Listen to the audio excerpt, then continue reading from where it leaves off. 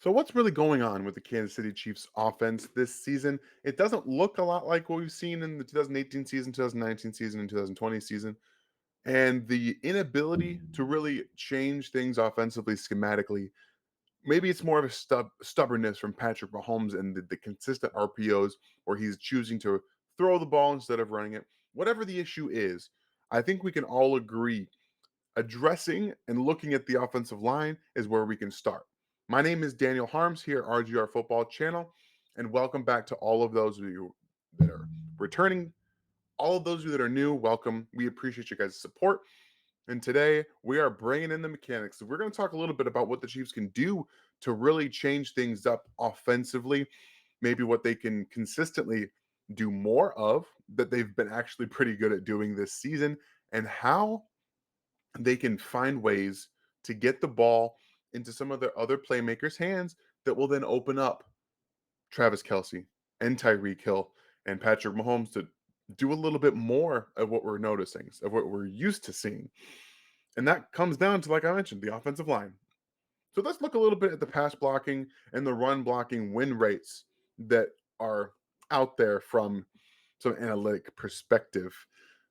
From the pass block win rate, the Chiefs are fourth in the NFL at 66%, which is obviously very, very good number.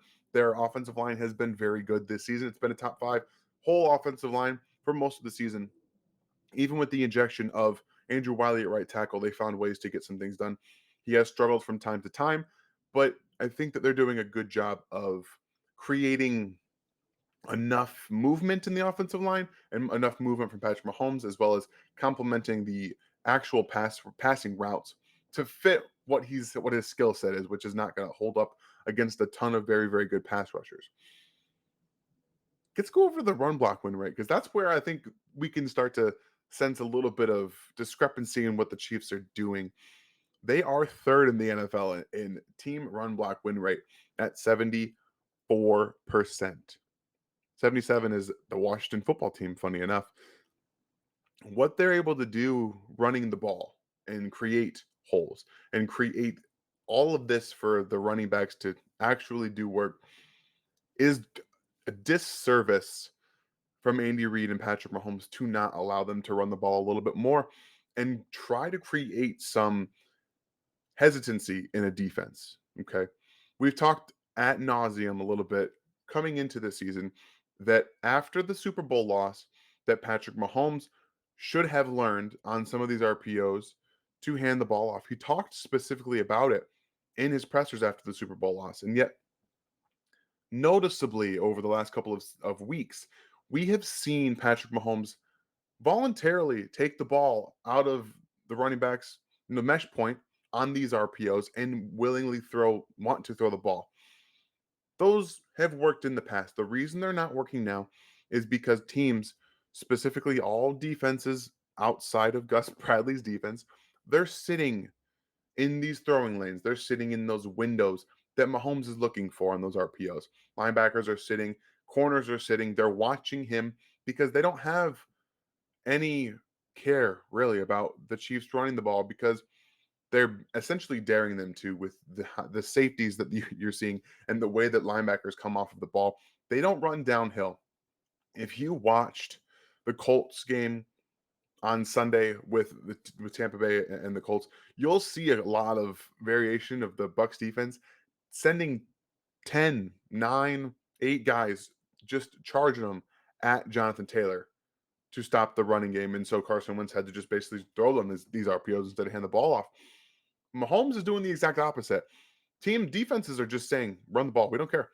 And he would rather throw it, obviously rather throw it, but he's taking it out of his own ability. And so he's turning 5, 6, 7 yard chunks into incomplete passes, or receivers are then dropping these balls for incompletions. It's become a bit of a, what's the word I want to use for this? It's definitely becoming an enigma in this Chiefs offense, and they're developing it themselves.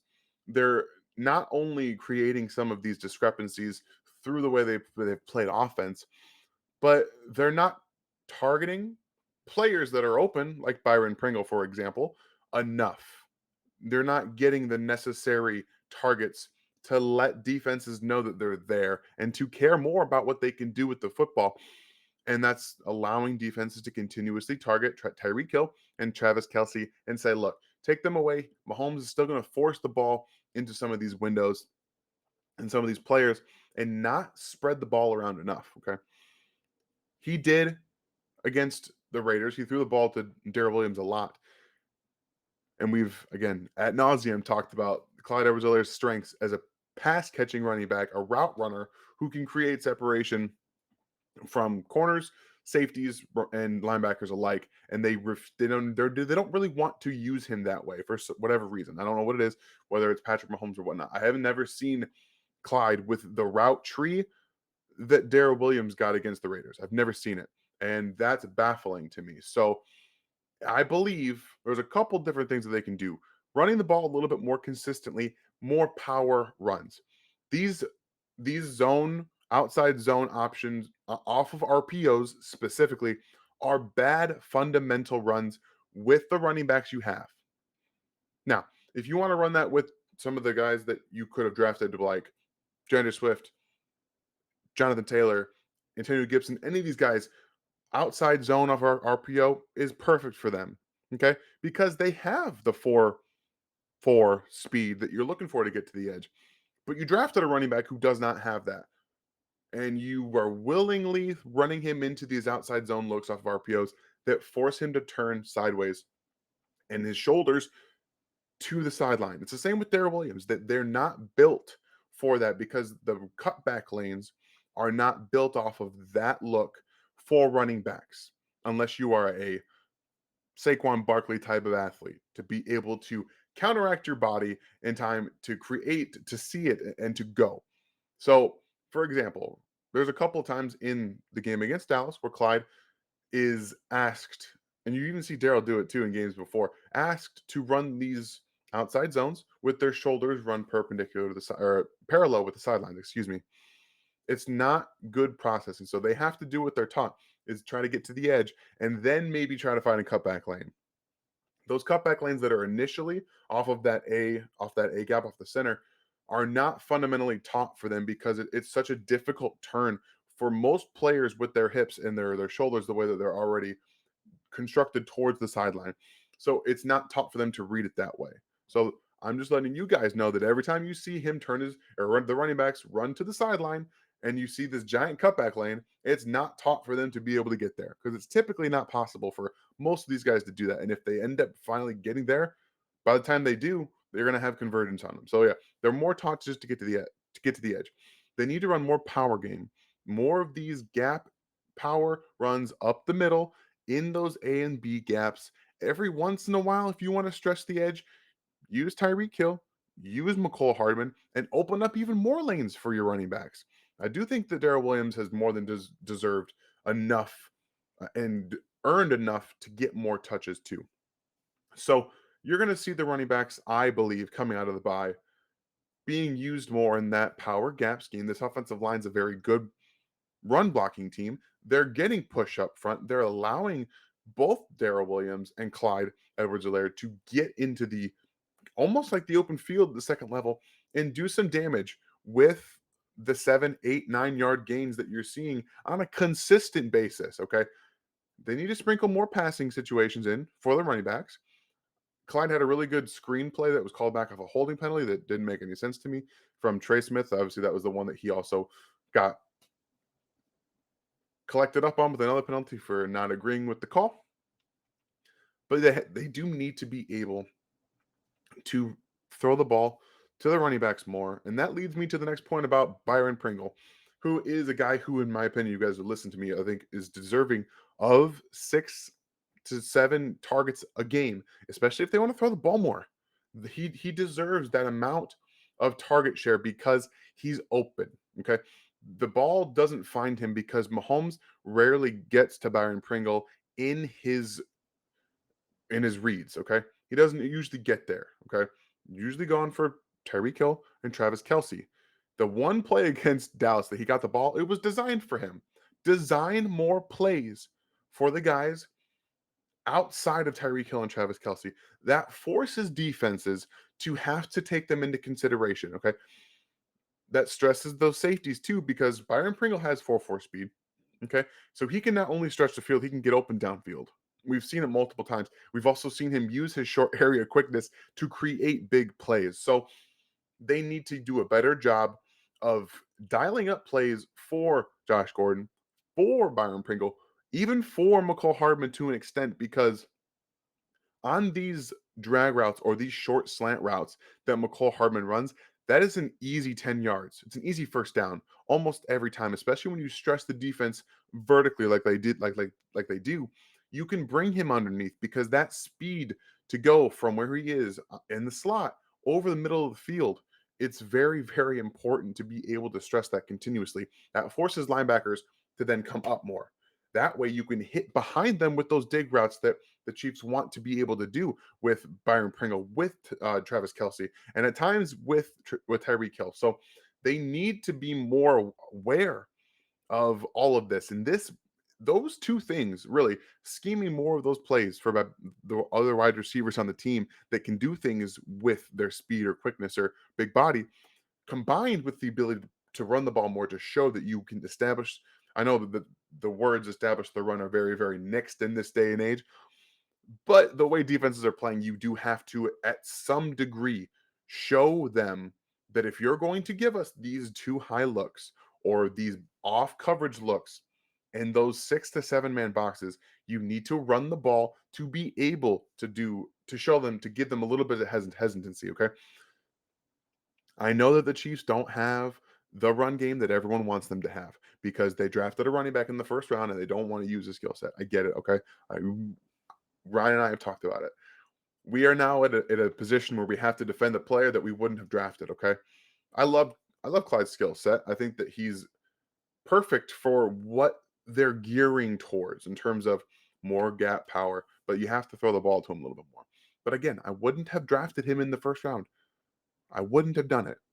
And if you look at what the Chiefs are doing now, Jonathan Taylor better fits what they're trying to accomplish running the football than what Clyde does. So they have tailored an offense that, they drafted a running back for in a direction that doesn't fit him. So I'm upset about that. I'm sure he's upset about that. But again, using his skill set properly, allow him to get one on one with some linebackers, let him run some routes from actual wide receiver positioning and 5 wide or the slot. Do whatever you got to do. Find ways to get him the ball in space. That's going to pay off for them. And Mahomes himself needs to be a little bit more apt to, instead of just take the ball and throw the RPO, hand it off into a 6 man box and let the running backs get 5, 6, 7 yards at a time. And as much as it's not fun, it's not the big play. Those sustained drives will eventually force defenses, linebackers specifically, to come down, to hesitate. And that's when you can get those windows back for the RPOs. Because if you're consistently getting a 7-ish chunk, 5, 6, 7 yards, doesn't seem like a lot, but that's a first down every other carry. And they're averaging over 5 yards a carry with Clyde Edwards-Helaire. So again, just figure it out. Andy Reid's the one of the brightest offensive minds in the NFL, has been for decades. And Patrick Mahomes, they need to come together, realize what's going on. They can fix it. The playoffs are coming around. You got 5 more weeks here.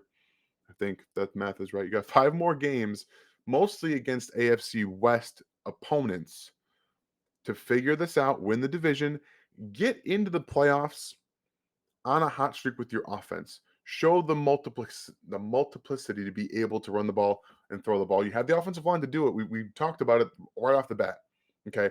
The offensive line is going to be the key for this offense to get back on track. And I believe they're going to have taken this time off, reevaluate reevaluate their situation, and get back to doing everything that Andy Reid did in 2017. To be honest with you, 2017 was Alex Smith's best year, but they also were able to run the ball effectively. So if you take that and combine it with Patrick Mahomes, that's the perfect offense in my mind, because you can do both. You can run the ball, you can throw the ball, you can hit the ball deep, you can run for 7, 8 yards a carry at times, when teams are consistently trying to get the pass down. So I truly believe that if we see this start to mesh a little bit better, get their playmakers the ball, and figure out outside of Tyreek Hill and Travis Kelce, who's going to be the guy. For me, it's Byron Pringle. We're going to see if he starts to get some more targets, and then run the ball effectively with Clyde and Darrell Williams, and you're going to start to see the offense actually take off and ascend and get better.